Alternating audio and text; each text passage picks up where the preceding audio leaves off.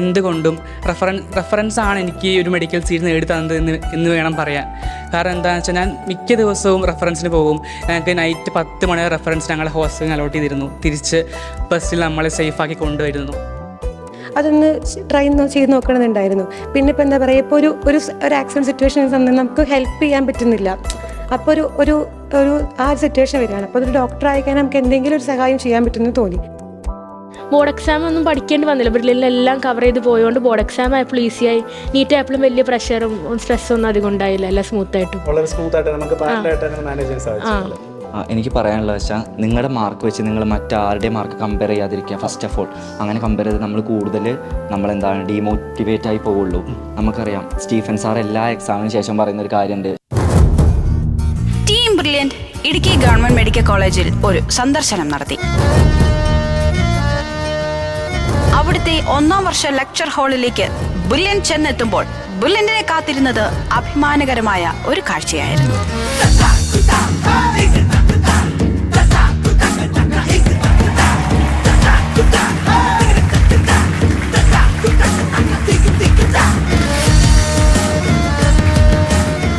അവിടുത്തെ 100 MBBS സീറ്റുകളിൽ 80 ബ്രില്യന്റിൽ പഠിച്ച് എൻട്രൻസ് പരിശീലനം നേടിയ വിദ്യാർത്ഥികൾ. കഠിനമായ നീറ്റ് പ്രിപ്പറേഷൻ കാലഘട്ടം അവർ എങ്ങനെ മറികടന്നുവെന്നും ലക്ഷ്യത്തിലേക്ക് എത്താൻ അവർ സ്വീകരിച്ച വഴികൾ എന്തൊക്കെയായിരുന്നുവെന്നും വിദ്യാർത്ഥികൾ നമ്മളോട് സംസാരിക്കുന്നു. ഒപ്പം ഒരു മെഡിക്കൽ കോളേജിലെ അവരുടെ പുതിയ ജീവിത വിശേഷങ്ങളും ഈ വീഡിയോയിലൂടെ നിങ്ങൾക്ക് മുന്നിലെത്തുന്നു. ഹലോ ഗായ്സ്, അപ്പോൾ നമ്മളിപ്പോൾ നിൽക്കുന്നത് ഇടുക്കി ഗവൺമെൻറ് മെഡിക്കൽ കോളേജിലാണ്. ആൻഡ് എന്നോടൊപ്പം ഇവിടുത്തെ ഫസ്റ്റ് ഇയർ വിദ്യാർത്ഥികളായിട്ടുള്ള 4 പേര് ചേർന്നിട്ടുണ്ട്. അപ്പോൾ നമുക്ക് അവരെ ഓരോരുത്തരെയും ഒന്ന് പരിചയപ്പെടാം. ഹലോ, ഞാൻ അഭിനവ്, മലപ്പുറത്ത് നിന്ന് വരുന്നു. ബ്രില്യൻറ്റിലെ പാലാ സെൻറ്ററിലെ Q1 ബാച്ചാണ് പഠിച്ചിരുന്നത്. ഹലോ, ഞാൻ ഹെലൻ, തൃശ്ശൂരിൽ നിന്ന് വരുന്നു. തൃശ്ശൂർ ബ്രില്യൻറ്റ് സെൻറ്ററിലെ K11 ബാച്ചിലാണ് ഞാൻ പഠിച്ചത്. ഹായ്, എൻ്റെ പേര് ഋഷികേഷ്. ഞാൻ മലപ്പുറം നിലമ്പൂരിൽ നിന്ന് വരുന്നു. ഞാൻ R1 ബാച്ചിലായിരുന്നു പഠിച്ചത്, D ബ്ലോക്കിലാണ്. ഹായ്, എൻ്റെ പേര് ഷൈബ ഷഫീർ. ഞാൻ ആലുവയിൽ നിന്ന് വരുന്നു. ഞാൻ ചാവറ റെസിഡൻഷ്യൽ ബാച്ചായിരുന്നു. ഓക്കെ, അപ്പോൾ നിങ്ങൾ നിങ്ങളുടെ ഒരു MBBS ജീവിതം ആരംഭിച്ചിട്ട് ഇപ്പോൾ ഏകദേശം എത്ര മാസത്തോളം ആയി? ഒരു 6-7 മന്ത്സ് ആയല്ലേ? ഓക്കെ, അപ്പോൾ ഈ ഒരു 7 മന്ത്സിൽ നിങ്ങളുടെ ഒരു MBBS ലൈഫ് എങ്ങനെയാണ്? കാരണം തീർച്ചയായിട്ടും നിങ്ങൾ നീറ്റിനെ പഠിക്കുമ്പോൾ എക്സ്പെക്റ്റേഷൻസ് ഉണ്ട്. ഓക്കെ, ഇതൊക്കെ പഠിച്ച് ഇന്ന സ്ഥലത്തൊക്കെ എത്തും, അല്ലെങ്കിൽ ഇന്ന കാര്യങ്ങളൊക്കെ നമ്മൾ ചെയ്യും. ആ എക്സ്പെക്റ്റേഷൻസ് ഒക്കെ ഇവിടെ മീറ്റ് ചെയ്യാൻ പറ്റും. ലൈക്ക് എങ്ങനെയുണ്ട് ഓവറോൾ ഇടുക്കി മെഡിക്കൽ കോളേജ്? നമ്മുടെ നീറ്റിന് പഠിക്കുമ്പോൾ നമുക്ക് ഭയങ്കര സ്വപ്നങ്ങളായിരുന്നു. ഒരു മെഡിക്കൽ കോളേജിൽ എങ്ങനെയെങ്കിലും കയറണം, അതിനുശേഷം മെഡിക്കൽ ലൈഫ് ഒന്ന് എൻജോയ് ചെയ്യണം എന്നൊക്കെ ഉള്ളത്. ഇവിടെ വന്നപ്പോൾ തികച്ചും നമ്മളപ്പോൾ പ്രതീക്ഷിച്ച പോലെ തന്നെയുള്ള കാര്യങ്ങളായിരുന്നു. ഇപ്പോൾ ഡിസെക്ഷൻ ആണെങ്കിലും നമ്മൾ അവിടുന്ന് ഇമാജിൻ ചെയ്ത പോലെ നമുക്കൊരു ഹ്യൂമൻ ബോഡി ഡിസെക്റ്റ് ചെയ്യാൻ കിട്ടുന്നു. അതുപോലെ തന്നെ നമ്മുടെ പ്രാക്ടിക്കൽസ്, അതുപോലെ തന്നെ നമ്മൾ ഹോസ്പിറ്റലിൽ വരാനുള്ള പേഷ്യൻസിനെ കാണുന്നത്, അതുപോലെ തന്നെ നമ്മുടെ സീനിയേഴ്സ്, പിന്നെ നമ്മുടെ ഹോസ്റ്റൽ ലൈഫ്. നമ്മളിപ്പോൾ ബ്രില്യൻറ്റിൽ വെച്ച് നോക്കുമ്പോൾ നമ്മളൊരു പക്ക ഒരു ടൈം ടേബിളായിരുന്നു പോയിരുന്നത്. പക്ഷേ ഇവിടെ വരുമ്പോൾ നമുക്ക് തികച്ച് എൻജോയ് ചെയ്യാം. നമുക്ക് അങ്ങനെ ഒരു കർഫ്യൂ ഇല്ല, എപ്പോൾ വേണോ പുറത്തിറങ്ങാം. അങ്ങനത്തെ ഒരു എൻജോയ് ചെയ്യുന്നൊരു ലൈഫ് തന്നെയായിരുന്നു മെഡിക്കൽ ലൈഫ് എന്ന് പറയുന്നത്. അപ്പോൾ ഈ നിങ്ങളിപ്പോൾ ഈ പറഞ്ഞ ഒരു 7 മാസത്തെ ഈ ഒരു ടൈം പീരീഡിൽ ഇവിടെ വന്ന് നിൽക്കുമ്പോൾ എനിക്ക് ചോദിക്കാനുള്ളത്, ഈ ഇടുക്കി മെഡിക്കൽ കോളേജ് എന്ന് പറഞ്ഞാൽ വളരെ പുതിയൊരു മെഡിക്കൽ കോളേജാണ് അല്ലേ? 2022 സ്റ്റാർട്ട് ആകുന്നത്. അപ്പോൾ തീർച്ചയായിട്ടും ഇവിടെ ഇപ്പോഴും ഞങ്ങളിപ്പോൾ കയറി വന്നപ്പോഴാണെങ്കിൽ ഒരുപാട് പണികൾ ഇവിടെ ഇങ്ങനെ നടന്നുകൊണ്ടിരിക്കുകയാണ്, ഭയങ്കര ഫാസ്റ്റായിട്ട് നടന്നുകൊണ്ടിരിക്കുകയാണ്. അപ്പോൾ എന്തെല്ലാമാണ് ഇവിടെ സംഭവിച്ചുകൊണ്ടിരിക്കുന്ന പ്രോഗ്രസ്സുകൾ? 2022 ഞങ്ങളുടെ സീനിയർ ബാച്ചായിട്ട് 1ാമത്തെ ബാച്ച് ഇങ്ങോട്ട് കയറി വരുമ്പോൾ കാണുന്നതൊന്നുമല്ല ഇന്ന് ഇവിടെയുള്ളത്. എത്രയോ പുതിയതായ ബിൽഡിംഗ് പൊങ്ങി വന്നിട്ടുണ്ട്. അതിലുപരി ഇന്നിവിടെ 6 OT കോംപ്ലക്സുകളുടെ കൺസ്ട്രക്ഷനാണ് നടന്നുകൊണ്ടിരിക്കുന്നത്. അതായത് ഓപ്പറേഷൻ തിയേറ്റേഴ്സ്, അതുപോലെ തന്നെ പുതിയ ബിൽഡിങ്സ്, ഹൗസ് സർജൻ ഹോസ്റ്റലുകൾ, അതുപോലെ തന്നെ ഞങ്ങൾക്ക് വേണ്ടിയിട്ട് ഏറ്റവും എല്ലാവിധ സൗകര്യങ്ങളും കൂടിയാണ് ഞങ്ങൾക്ക് വേണ്ടി ഹോസ്റ്റൽസ്, ലേഡീസ് ഹോസ്റ്റലായാലും മെൻസ് ഹോസ്റ്റലായാലും റെഡിയാക്കി തന്നിട്ടുള്ളത്. അപ്പോൾ ഇവിടെ ബാക്കിയുള്ള എല്ലാവരും റിപ്പീറ്റേഴ്സ് ബാച്ച്, മോള് റെസിഡൻഷ്യൽ ബാച്ച് ആയിരുന്നു അല്ലേ? അപ്പോൾ തീർച്ചയായിട്ടും +2 എക്സാം അല്ലെ +2 പഠനം, അതിന് പാരലായിട്ട് തന്നെ നീറ്റ് പ്രിപ്പറേഷൻ, അത് എങ്ങനെയായിരുന്നു ആ ഒരു എക്സ്പീരിയൻസ്? +2 ബോർഡ് എക്സാമിന് വേണ്ടി നമുക്ക് കുറേ പ്രിപ്പയർ ചെയ്യാനുണ്ടാകും. പക്ഷേ ബ്രില്യൻ്റാർ കറക്റ്റായിട്ട് നമുക്കിങ്ങനെ ടൈം ടേബിളും എങ്ങനെ പോർഷൻസ് കവർ ചെയ്യണമെങ്കിൽ ഈ ബോർഡ് എക്സാമും ഇത് പാരലായിട്ട് എങ്ങനെ കൊണ്ടുപോകണം കറക്റ്റ് ഇങ്ങനെ തന്ന എക്സാംസും അതിൻ്റെ വാലുവേഷനും കറക്ഷനൊക്കെ ഇങ്ങനെ പറഞ്ഞ് കൊണ്ടുപോയുണ്ട്. നമ്മൾ അത് രണ്ടും ചെയ്ത് പോയപ്പോൾ നമുക്ക് ബോർഡ് എക്സാം ഒന്നും പഠിക്കേണ്ടി വന്നില്ല. ബ്രില്യൻ്റിലെല്ലാം കവർ ചെയ്ത് പോയതുകൊണ്ട് ബോർഡ് എക്സാം ആയപ്പോൾ ഈസിയായി. നീറ്റ് ആയപ്പോഴും വലിയ പ്രഷറും സ്ട്രെസ്സും ഒന്നും അധികം ഉണ്ടായില്ല. എല്ലാം സ്മൂത്തായിട്ടും വളരെ സ്മൂത്തായിട്ട് നമുക്ക് പാരലായിട്ട് തന്നെ മാനേജ് ചെയ്യാൻ സാധിച്ചു. അപ്പോൾ എങ്ങനെയുണ്ട് മോളെ നമ്മുടെ ഇടുക്കി മെഡിക്കൽ കോളേജിൻ്റെ ഒരു ആംബിയൻസ് പറഞ്ഞാൽ? കാരണം ലൈക്ക് എന്താ പറയുക, നമ്മൾ പൊതുവെ ഒരു മെഡിക്കൽ കോളേജ് എന്നൊക്കെ കേൾക്കുമ്പോഴത്തേക്കിനും കൂടുതലായിട്ട് ഒരു സിറ്റിയോട് അടുത്ത്, കാരണം ഒരു ഈസിലി ആക്സസബിൾ എന്നുള്ള രീതിയിലാണ്. പക്ഷേ ഇടുക്കി മെഡിക്കൽ കോളേജ് ഇരിക്കുന്നത് ഒരു എൻറ്റയർലി ഒരു ഡിഫറെൻ്റ് ഒരു എൻവയോൺമെൻ്റ് ആണ്. സോ അതെങ്ങനെയുണ്ട്, അതെങ്ങനെയാണ് മോൾ എക്സ്പീരിയൻസ് ചെയ്യുന്നത്? നമുക്കറിയാവുന്ന മിക്ക മെഡിക്കൽ കോളേജുകളും ഏകദേശം സിറ്റിയുടെ അടുത്തായിരിക്കും ഉണ്ടാവുക. പക്ഷേ അതിനെ കമ്പയർ ചെയ്യുമ്പോൾ നമ്മുടെ ഇടുക്കി മെഡിക്കൽ കോളേജ് സിറ്റുവേറ്റ് ചെയ്യുന്നത് നമ്മുടെ ചെറുതോണി ടൗണിൽ നിന്ന് കുറച്ച് മാറിയിട്ടാണ്. അപ്പോൾ നമുക്ക് ഏറ്റവും ഇമ്പോർട്ടൻ്റ് പറയുന്നത് നല്ല അടിപൊളി സീനറി അവിടെ ഉള്ളത്. നല്ല ഫുൾ ഗ്രീനറി ആണ്, നമുക്ക് ഡാം കാണാൻ പറ്റും, നല്ല ക്ലൈമറ്റ് ആണ്, ചൂട് അങ്ങനത്തെ പ്രശ്നം ഇവിടെ ഉണ്ടാവുന്നില്ല. നല്ല ക്ലൈമറ്റ്, ഭയങ്കര ശാന്തമായൊരു അന്തരീക്ഷമാണ്. ഇപ്പോൾ പഠിക്കുന്ന സ്ട്രെസ് ഉണ്ടാവുന്നില്ല, ഭയങ്കര കാമായിട്ട് നല്ല സീനിയർ ഒക്കെ കണ്ട് നമുക്ക് എൻജോയ് ചെയ്യാൻ പറ്റിയൊരു ഒരു അന്തരീക്ഷമാണ് ഇവിടെ ഉള്ളത്. ഓക്കെ, അപ്പോൾ ഇടുക്കി മെഡിക്കൽ കോളേജിലെ അക്കാഡമിക്സ് എങ്ങനെയുണ്ട്?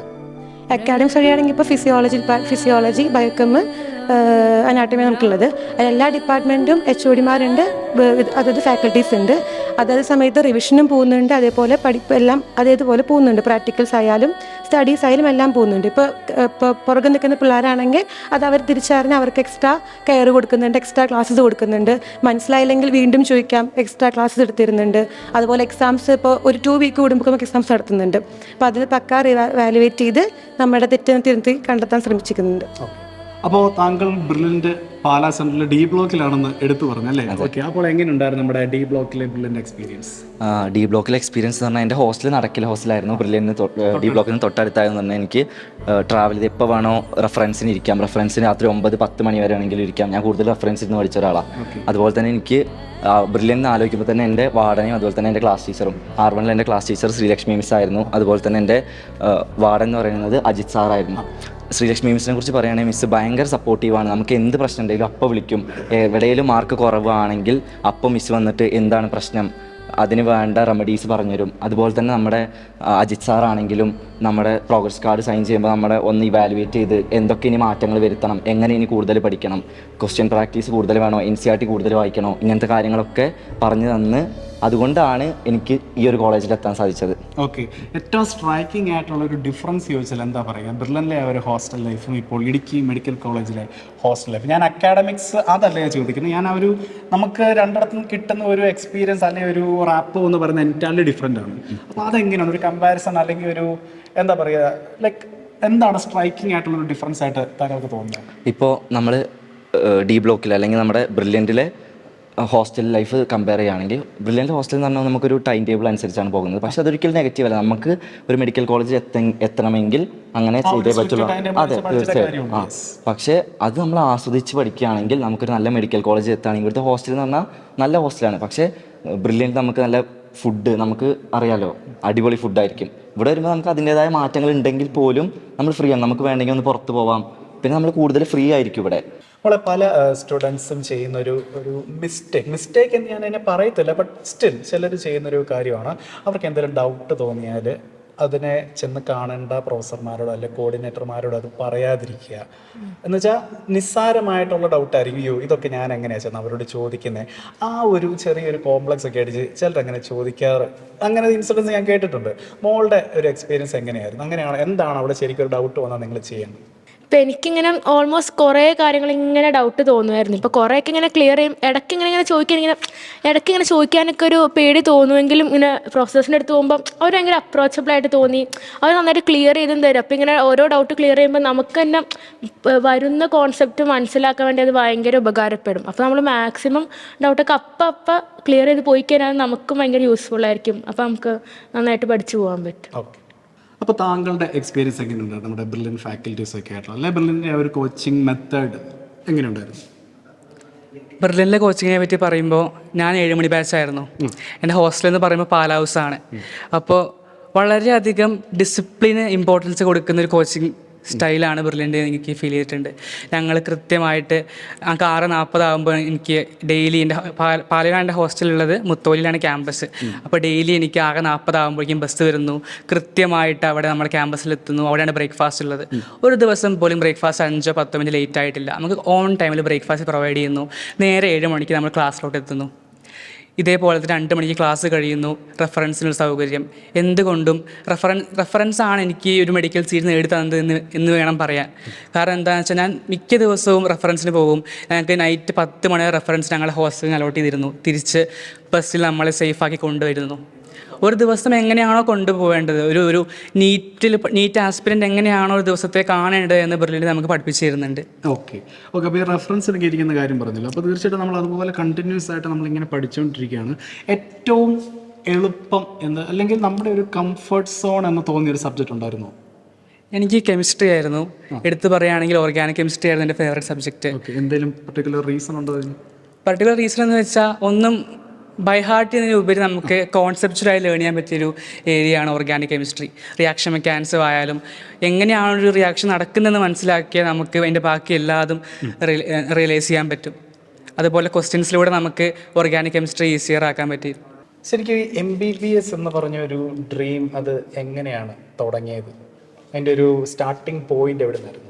സ്റ്റാർട്ടിങ് പോയിന്റ് പറഞ്ഞപ്പോൾ എൻ്റെ ഫാമിലിയിലെ ഒരു ഡോക്ടർ ഉണ്ടായിട്ടില്ല. അപ്പോൾ അതുകൊണ്ട് പുറമേ കണ്ട് അല്ലെങ്കിൽ ഹോസ്പിറ്റലിൽ പോയി കണ്ട പരിചയമുള്ളൂ. ഫാമിലിയിൽ നിന്നോ റിലേറ്റീവ്സിലോ ഒരു ഡോക്ടേഴ്സ് ഉണ്ടായിട്ടില്ല. അപ്പോൾ അതുകൊണ്ട് ആ ഒരു ഫീൽഡിനോട് ഭയങ്കര ഒരു ക്യൂരിയോസിറ്റി ആയിരുന്നു. അതെങ്ങനെയാണ് ഒരു അവർ ജീവിക്കുന്ന ലൈഫ് എങ്ങനെയാണ്, ആ റെസ്പെക്റ്റ് എങ്ങനെയാണ്, അതൊന്നും അറിയത്തുണ്ടായിരുന്നില്ല. അപ്പോൾ അതുകൊണ്ട് അതൊന്ന് ട്രൈ ചെയ്ത് നോക്കണമെന്നുണ്ടായിരുന്നു. പിന്നെ ഇപ്പോൾ എന്താ പറയുക, ഇപ്പോൾ ഒരു ആക്സിഡൻറ്റ് സിറ്റുവേഷൻ നമുക്ക് ഹെൽപ്പ് ചെയ്യാൻ പറ്റുന്നില്ല. അപ്പോൾ ഒരു ആ സിറ്റുവേഷൻ വരികയാണ്. അപ്പോൾ അതൊരു ഡോക്ടർ ആയിക്കാൻ നമുക്ക് എന്തെങ്കിലും ഒരു സഹായം ചെയ്യാൻ പറ്റുമെന്ന് തോന്നി. അപ്പോൾ അതുകൊണ്ട് നമ്മൾ ഈ ഫീൽഡ് എടുക്കാമെന്ന് വിചാരിച്ച് അങ്ങനെ അറിയിച്ചു. ഓക്കെ, അപ്പോൾ മോനെ 2026 നീറ്റ് എക്സാം May 3 എക്സാം. നമ്മളൊരു 1 ഇയർ ഒന്ന് റിവൈൻഡ് ചെയ്ത് നോക്കുവാണെങ്കിൽ മോൻ അവിടെ എന്ത് ചെയ്യുമായിരുന്നു? മോഡൽ എക്സാംസിനായിട്ട് ഇങ്ങനെ പ്രിപ്പയർ ചെയ്യുമായിരുന്നു അല്ലേ? അതായത് നമ്മുടെ ഒരു ലാസ്റ്റ് മിനിറ്റ് പ്രിപ്പറേഷൻസ് തന്നെയായിരുന്നു നമ്മുടെ എക്സാക്ട് ഒരു 1 ഇയർ അവിടെ സംഭവിച്ചുകൊണ്ടിരുന്നത്. അപ്പോൾ ഇപ്പോൾ ആ ഒരു പ്രിപ്പറേഷനിൽ ഏർപ്പെട്ടിരിക്കുന്ന വിദ്യാർത്ഥികളോട് മോൻ എന്താണ് പറയാനുള്ളത്? ഇനി ഏകദേശം 1.5 മാസം കൂടി ഉള്ളൂ നമ്മുടെ നീറ്റ് എക്സാമിന് വരാനായിട്ട് 2026. ആദ്യമായിട്ട് നമ്മൾ ഇനി ഷോർട്ട് നോട്ട് കൂടുതൽ ഡിപ്പെൻഡ് ചെയ്ത് പഠിക്കേണ്ട സമയമാണ്. ഇപ്പോൾ ഫിസിക്സ് ആണെങ്കിലും കെമിസ്ട്രി ആണെങ്കിലും കൂടുതൽ നമ്മൾ ഷോർട്ട് നോട്ടുകൾ ഉണ്ടാക്കുക, അത് പെട്ടെന്നൊന്ന് റിവൈസ് ചെയ്ത് പഠിക്കുക. ഇനിയിപ്പോൾ നിങ്ങൾ കൺസെപ്റ്റ് പഠിക്കാൻ നിൽക്കരുത്, കൂടുതലും ക്വസ്റ്റ്യൻസിന് ടൈം കൊടുക്കുക, ക്വസ്റ്റ്യൻ പ്രാക്ടീസിന് ടൈം കൊടുക്കുക. ബയോളജീൻ്റെ കാര്യത്തിൽ എടുക്കുകയാണെങ്കിൽ ബയോളജി കൂടുതലും NCERT ഡീപ്പായി വായിക്കുക. NCERT ഓരോ ലൈനും അതിൻ്റെ കൺസെപ്റ്റ് മനസ്സിലാക്കി തന്നെ പഠിക്കുക. പിന്നെ NCERT ഞാൻ കൂടുതലും ബയോളജിക്ക് ഷോർട്ട് നോട്ട് പ്രിഫർ ചെയ്യുന്നില്ല, പക്ഷേ കെമിസ്ട്രിയും ഫിസിക്സും ഷോർട്ട് നോട്ട് ഡിപ്പെൻഡ് ചെയ്ത് തന്നെ പഠിക്കുക. ബയോളജി NCERT പക്കയായിട്ട് വായിച്ച് പഠിക്കുക. ഓക്കെ, അപ്പോൾ താങ്കളുടെ ഒരു സ്റ്റഡിയിങ് സ്ട്രാറ്റജി ചോദിക്കുമായിരുന്നെങ്കിൽ എങ്ങനെയായിരുന്നു? ഇതേ മെത്തേഡ് തന്നെയായിരുന്നു? അതെ, തീർച്ചയായിട്ടും ബയോളജി NCERT മാത്രം ഡിപ്പെൻഡ് ചെയ്ത് പഠിക്കുക. NCERT പുറത്ത് കൂടുതൽ പോവാതിരിക്കുക. പിന്നെ 2025 നീറ്റ് വെച്ച് നോക്കുമ്പോൾ നമുക്ക് വെറുതെ NCERT line by line by heart ചെയ്താൽ ഒരിക്കലും നമുക്ക് ബയോളജി ക്രാക്ക് ചെയ്യാൻ പറ്റില്ല. നമ്മൾ അതിൻ്റെ കൺസെപ്റ്റ് നല്ലോണം മനസ്സിലാക്കി തന്നെ പഠിക്കുക. ഫിസിക്സ് കെമിസ്ട്രി ആണെങ്കിൽ കുറച്ചുകൂടി നല്ല ക്വസ്റ്റ്യൻസ് ചെയ്യുക, NCERTൻ്റെ പുറകിലുള്ള ക്വസ്റ്റ്യൻസ് ചെയ്യുക. അതുപോലെ തന്നെ ഓർഗാനിക് കെമിസ്ട്രീൻ്റെ കാര്യം എടുത്ത് പറയുകയാണെങ്കിൽ ഒരു ഷോർട്ട് നോട്ട് ഉണ്ടാക്കി അത് റിവൈസ് ചെയ്തുകൊണ്ടേ ഇരിക്കുക. അത് പുതിയ ക്വസ്റ്റ്യൻസ് നമ്മൾ തന്നെ ഉണ്ടാക്കി ചെയ്ത് പഠിക്കുക. അതാണ് ഏറ്റവും നല്ല മാർഗം. ഓക്കെ, ജസ്റ്റ് ചുമ്മാ ബൈ ഹാർട്ട് ആക്കാണ്ട് കൺസെപ്റ്റ്സ് മനസ്സിലാക്കി തന്നെ ഏത് സബ്ജക്റ്റ് ആണെങ്കിലും ഫിസിക്സ് ആയിക്കോട്ടെ ബയോളജി ആയിക്കോട്ടെ കോൺസെപ്റ്റ്സ് നല്ല രീതിയിൽ മനസ്സിലാക്കി തന്നെ മുന്നോട്ട് പോകുക അല്ലേ? ഓക്കെ, അവസാനമായിട്ട് ഒരു ചോദ്യം കൂടെ, ഒരു അഡ്വൈസ്. ഇപ്പം താങ്കൾ എന്താണ് ചെയ്തത് അല്ലെ എങ്ങനെയാണ് ചെയ്യേണ്ടത് എന്നുള്ളൊരു സജഷനാണ് കൊടുത്തത്. ഒരു അഡ്വൈസ് എന്താണ് കൊടുക്കാനുള്ളത്? കാരണം ജസ്റ്റ് പഠിത്തം അല്ലെ ഒരു അക്കാഡമിക് പോയിന്റ് ഓഫ് വ്യൂ മാത്രമല്ല ഒരു നീറ്റ് എക്സാമിലേക്ക് വരുമ്പോൾ അല്ലെ, അതിൻ്റെ അകത്ത് നമ്മുടെ ഫിസിക്കലായിട്ടുള്ള കുറേ കാര്യങ്ങളുണ്ട്, മെൻ്റലായിട്ടുള്ള കുറേ കാര്യങ്ങളുണ്ട്. അപ്പോൾ എല്ലാം കൂടെ കണക്കിലെടുക്കുമ്പോൾ എന്ത് അഡ്വൈസാണ് വിദ്യാർത്ഥികളോട് താങ്കൾക്ക് പറയാനുള്ളത്? എനിക്ക് പറയാനുള്ളത് വെച്ചാൽ നിങ്ങളുടെ മാർക്ക് വെച്ച് നിങ്ങൾ മറ്റാരുടെയും മാർക്ക് കമ്പയർ ചെയ്യാതിരിക്കുക. ഫസ്റ്റ് ഓഫ് ഓൾ അങ്ങനെ കമ്പയർ ചെയ്ത് നമ്മൾ കൂടുതൽ ഡീമോട്ടിവേറ്റ് ആയി പോവുള്ളൂ. നമുക്കറിയാം സ്റ്റീഫൻ സാർ എല്ലാ എക്സാമിന് ശേഷം പറയുന്നൊരു കാര്യമുണ്ട്, ശുഭാപ്തി വിശ്വാസം എന്നുള്ളത്. അതൊരിക്കലും കൈവിടാതിരിക്കുക. അത്രേ ഉള്ളൂ. അവസാനം എല്ലാം ശരിയാവും നിങ്ങൾ വിശ്വസിക്കുക. ഇപ്പം നിങ്ങൾ നല്ലപോലെ പ്രാക്ടീസ് ചെയ്യുന്നുണ്ടെങ്കിൽ നിങ്ങളുടെ മനസ്സ് വെച്ച് പ്രാക്ടീസ് ചെയ്യുന്നുണ്ട്, നിങ്ങൾ മനസ്സ് വെച്ച് നിങ്ങൾ പരിശ്രമിക്കുന്നുണ്ടെങ്കിൽ അവസാനം നിങ്ങൾക്ക് നീറ്റ് എക്സാം ക്രാക്ക് ചെയ്യാൻ സാധിക്കും. അടുത്ത കൊല്ലം നല്ലൊരു മെഡിക്കൽ കോളേജിൽ, ഗവൺമെൻറ് മെഡിക്കൽ കോളേജിൽ ഒരു ഫസ്റ്റ് ഇയർ വിദ്യാർത്ഥിയായിട്ട് പഠിക്കാൻ സാധിക്കും. ഓക്കെ, വളരെ തീർച്ചയായിട്ടും കേൾക്കുന്ന ഓരോ വിദ്യാർത്ഥിക്കും അതായത് ഓരോ നീറ്റ് ആസ്പിരൻറ്റും ഒരു ഇൻഫ്ലുവൻഷ്യൽ ആകുന്ന അല്ലെങ്കിൽ ഒരു മോട്ടിവേറ്റഡ് ആകുന്ന വാക്കുകൾ തന്നെയാണ് ഈ ഒരു വിദ്യാർത്ഥികളുടെ പക്കൽ നിന്ന് നിങ്ങൾക്ക് ലഭിച്ചത്.